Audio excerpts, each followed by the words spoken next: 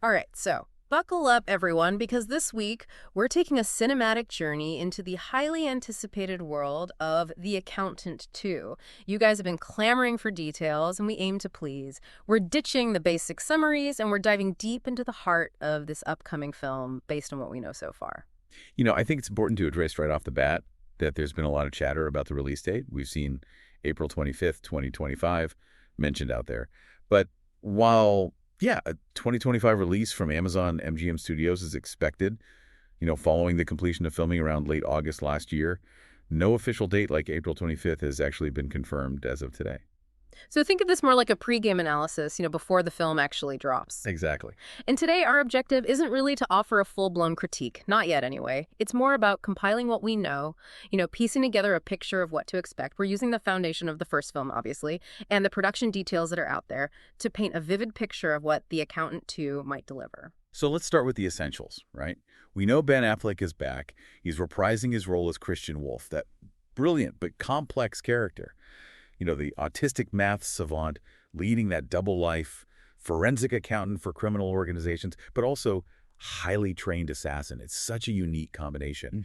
And John Bernthal is returning as his brother, Braxton, or Brax as he's known. Yeah, and don't forget, we've also got confirmation that J.K. Simmons, who played Ray King, and Cynthia Addie Robinson, who played Mary Beth Medina, are both going to be in the sequel. Now, this is where things get really interesting. The unofficial storyline suggests that Medina will need to call on Wolff for help when her former boss, and it's looking like it'll be Simmons' character Ray King, becomes the target of some unknown assassins. So this is a compelling setup. It's very likely to pull Wolff back into a world he tried to leave behind, and we're anticipating he might bring Brax along with him. I mean, imagine those two working together again. Yeah, that's a tantalizing prospect. But you know what else is crucial here? We've got director Gavin O'Connor back at the helm, and that's, I think, really important for maintaining the distinct feel, the tone, and the atmosphere of the first film. Absolutely. His style was so integral to that world. We can definitely expect that same vibe, that methodical thriller pace that reflects Wolff's mind and how he operates. Everything's so precise and calculated with him. And of course, you can expect those sudden bursts of brutal, efficient action, which were so well executed in the first film. Yeah, they really were. It wasn't just mindless action. It was very deliberate, very impactful. But it's not all about action sequences, right? The first Accountant had a strong focus on the character-driven drama, especially the complex relationship between Chris and Brax. Yeah. And I think the sequel has a chance to really dig deeper into that dynamic. Oh, absolutely. I mean, these are two deeply flawed, dangerous individuals. It's going to be fascinating to see how their relationship has evolved since the first film and what their shared past means for their present and their future. Can they truly overcome all that baggage? Right, and we can't forget about the layers, right? The potential for twists and turns in the plot. Bill Dubuque, who wrote the first film, he's back for the sequel. So we can probably expect more of those clever connections and unexpected revelations. I mean, he really knows how to craft a complex story. Oh, for sure. And visually, I think we can safely bet on a similar aesthetic. Those muted colors, that sharp, crisp cinematography that really highlights the precision of both the accounting world and the combat scenes. It was such an effective contrast in the first film. It's a unique visual style. So looking beyond the immediate plot, what bigger themes do you think The Accountant 2 might explore? Building on what the first film established, of course. Well, the theme of family and reconciliation definitely stands out. We saw the beginning of a potential reconciliation between Chris and Brax at the end of the first film. So the sequel could really delve into that. Can they rebuild that trust after all they've been through? What does family even mean to them now? It's a ripe area for exploration. And then there's that tension, right? That push and pull between pursuing justice and maintaining order. Wolff operates outside the law, but he often targets those who arguably deserve punishment.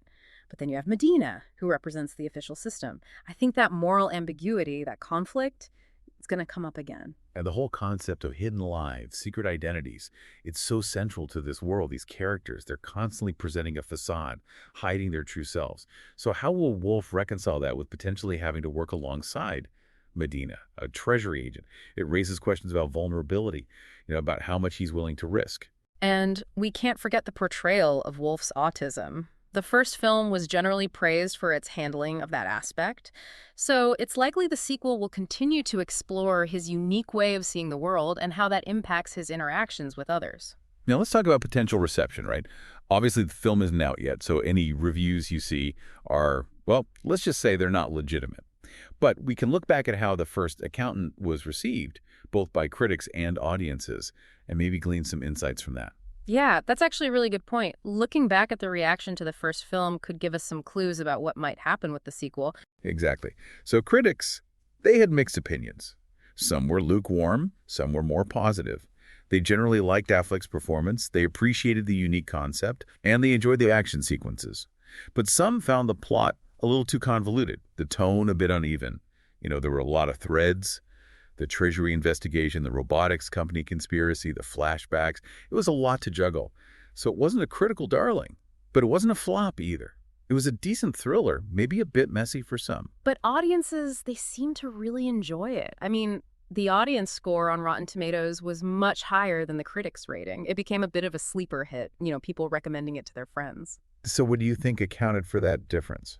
Well, maybe it just connected with audiences on a different level. Maybe they were more forgiving of the plot complexities, or they just really enjoyed the action and Affleck's performance. Maybe it was the escapism of it all. So looking ahead to the sequel, if the filmmakers have taken those reactions to heart, maybe they've streamlined the plot a bit, focused on what worked best, Wolf, the action, the brother dynamic. But sequels always face higher expectations. From critics and fans alike, it's got to deliver. Just to give some context, The Accountant ended up with a 52% tomato meter score from critics on Rotten Tomatoes, but a much higher, like 76% audience score. And on Metacritic, it got a 51. Yeah, that really highlights the divide, right? Yeah. So let's talk about the fan base. It's clear the first film found an audience. It wasn't a massive cultural phenomenon, but it definitely gained a following. It became one of those movies that gets recommended. If you like smart action thrillers, check out The Accountant. And that positive word of mouth, I think, helped drive the demand for a sequel. And of course, whenever you have a film that sparks people's imagination, you get fan theories. And those can be pretty interesting to look at because they reveal what aspects of the story really resonated with people and what they're hoping to see explored further. One of the biggest mysteries from the first film was the identity of Justine. Wolf's unseen handler, the British woman he talks to on the phone.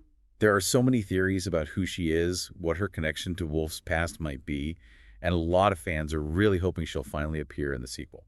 Then there's the question of Anna Kendrick's character, Dana Cummings. She survived the events of the first film, but as of right now, she's not confirmed to be returning.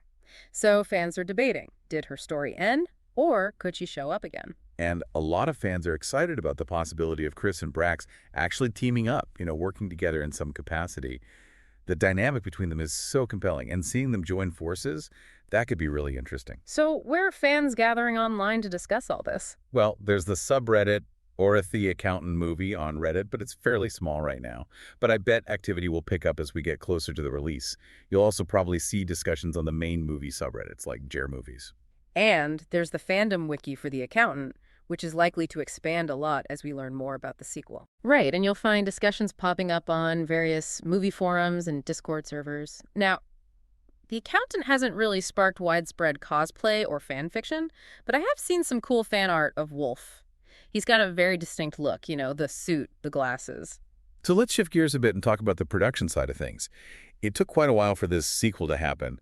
The first film did well back in 2016, 2017, but there were some roadblocks. Yeah, it wasn't a quick turnaround at all. There were studio changes. It moved from Warner Bros. To Amazon MGM Studios, and scheduling everyone, especially Ben Affleck, that must have been a challenge. There were even talks of a Brax-centric TV series spinoff at one point, remember? Oh, yeah, I remember that. That shift to Amazon, I think that's significant. It shows they're interested in building franchises.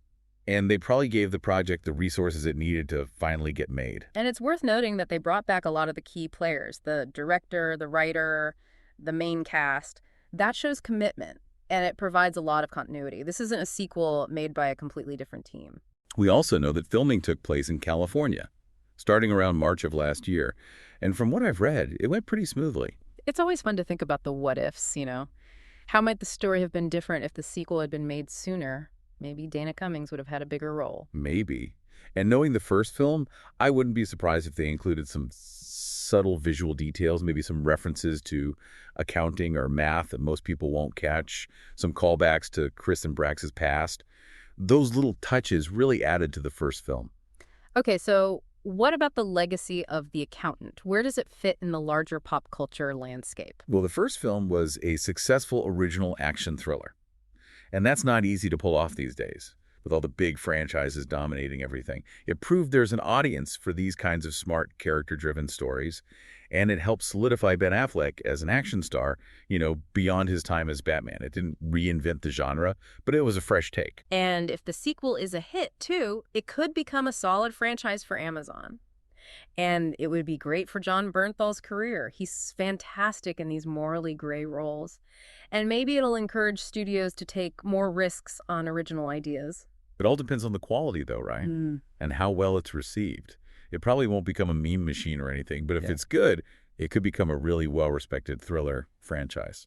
And the themes it explores, living with unique challenges, family trauma, moral ambiguity, those are things that resonate with people. Definitely.